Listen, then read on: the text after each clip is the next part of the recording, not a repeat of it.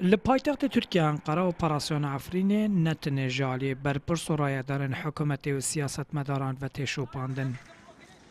Aliyekî ku ê operasyonê bi nêzîkî ve dişopîne jî koçber in.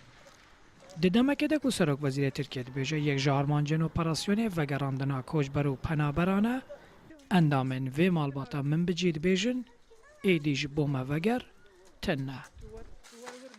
کار ما سوریه تر نبود سوریه هم فقاره بود اما هاتر ورمه ایش کر خورده کر هم زنگی بو مع عربستان ایشی مدمشه هم دغازن هم یزی فرواندن داش بن هم سوریه نارنه والله إنها روشة ما تخبر ما جيتني يعني كنت شي برندة بس ما خوش جبركا عيشتها ما خوش برندة يعني Li taxên koçberan li Enqere zêdetirî 5 salan e ku hindek malbat dijîn û ev dibêjin pêşa roja Sûriyê tariye û eger şer nebe jî birçîbûn her tim vê hebe.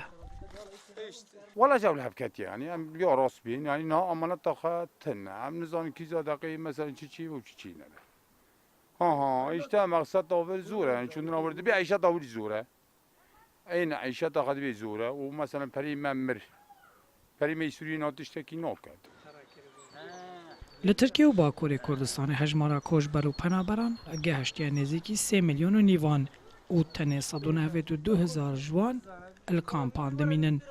Beriya operasyona Tirkiye ji ber ku Efrîn ciyekî aram bû, hejmara Efrîniyan di nav koçberan de gelek kêm e. Serokwezîrê Tirkiye Binalî Yıldırım dibêje piştî operasyona Efrînê em dê 350,000 koçberan ev vegerîne ser mal û milkên xwe.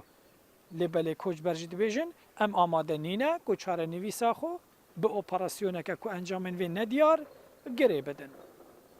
Şewket Erkî, Rûdaw, Enqere.